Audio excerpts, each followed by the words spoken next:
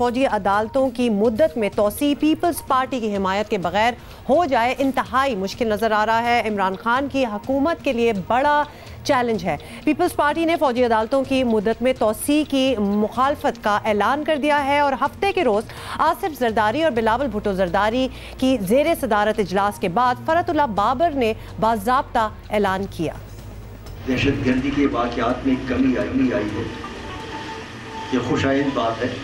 और अगर कमी आई है there is no justification for military court. और अगर कमी नहीं आई तो अगर मिलिट्री कोर्ट्स 4 साल में न कर सके तो ये 40 साल में भी नहीं कर पाएंगे। जब अदालत पूछती है कि फलां बंदे को निकालो, कहते हमें तो पता नहीं है। जब दबाव पड़ता है तो कहते हैं जी इसका मुकदमा फौजी अदालत में है। अगर एक दफ़ा हो गया, एक्सटेंशन दे दी, that was one time too much. दूसरी जानिब DG ISPR major general Asif Ghafoor का कहना है कि मिलिट्री कोर्ट्स फौज की ख्वाहिश नहीं बल्कि मुल्क की ज़रूरत है। फौजदारी निज़ाम दहशतगर्दों को सजाएं देने में नाकाम रहा है, इसलिए दहशतगर्दी ख़त्म करने के लिए फ़ौजी अदालतें बनाई गई थीं। हम वो करेंगे जो हमें पार्लियामेंट बताएगी। आपको ये भी याद दिला दें कि गुज़िश्ता दिनों इस तरह की खबरें आई थीं कि वज़ीर आज़म इमरान खान ने फौजी अदालतों की मुद्दत में तोसी के मामले पर वज़ीर दिफा परवेज़ खटक और वज़ीर ख़ारजा शाह महमूद कुरैशी को अपोजिशन से राब्तों की जिम्मेदारी सौंप दी थी।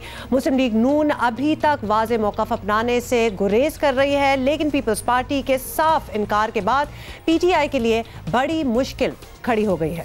इसी पर ज़रा बात करते हैं पार्टी के रहनुमा सबसे पहले चौधरी मंजूर साहब हमारे साथ मौजूद होंगे, उसके बाद हम एक और मौक़िफ़ भी लेंगे। बहुत शुक्रिया चौधरी साहब, आपने वक्त दिया। सबसे पहले तो ये बताइएगा, पाकिस्तान पीपल्स पार्टी उसूली तौर पर ज़ाहिर है फ़ौजी अदालतों की मुखालिफ है, लेकिन अब तो हालात का तकाजा कुछ और है। क्या आप लोग गुंजाइश नहीं निकाल सकते इसके लिए? देखिए, जो फौजी अदालतें हैं वो एक नेशनल एक्शन प्लान था, उसका एक हिस्सा है, उसके बाकी पॉइंट्स भी है। तो मुझे नहीं समझ आ रही कि सिर्फ फौजी अदालतों को क्यों बैच किया जा रहा है, वो पूरे नेशनल एक्शन प्लान को बैच क्यों नहीं किया जा रहा है।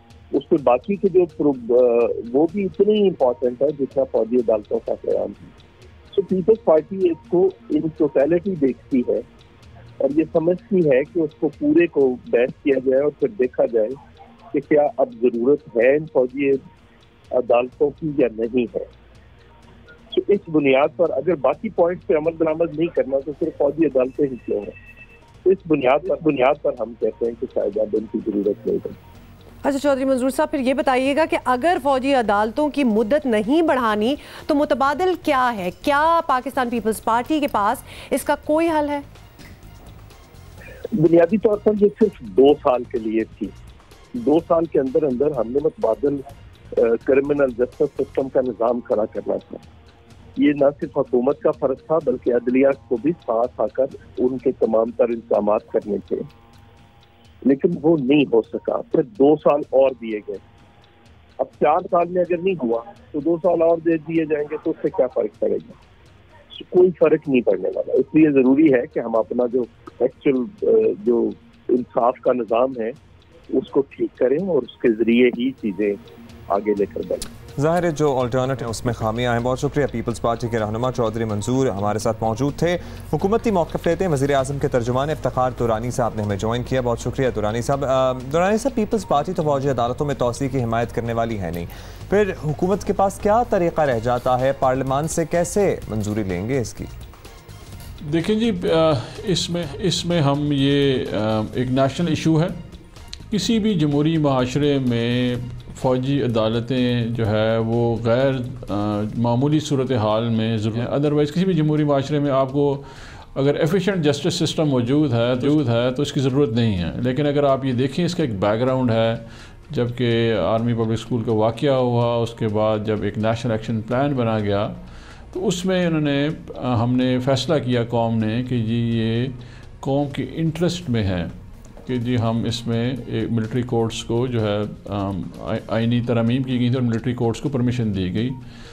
अभी इस सूरत में भी पीपल्स पार्टी का जो मौक़िफ़ है कि जी अभी हालात बेहतर हैं, तो कोई शक नहीं कि हालात बेहतर हैं, लेकिन कौन गारंटी दे सकता है कि आज मिलिट्री कोर्ट्स ख़त्म कर दी जाएँ जब तक रिफॉर्म्स ना हों, तो ये इसी तरह बेहतर चलेंगे। अच्छा दुरानी साहब, ये भी बताइएगा कि पीपल्स पार्टी की ये बात तो ठीक है कि मसले का मुस्तकिल हल फौजी अदालतें नहीं, क्या हुकूमत ने ये सोचा है कि मसले का कोई मुस्तकिल हल भी निकाला जाना चाहिए?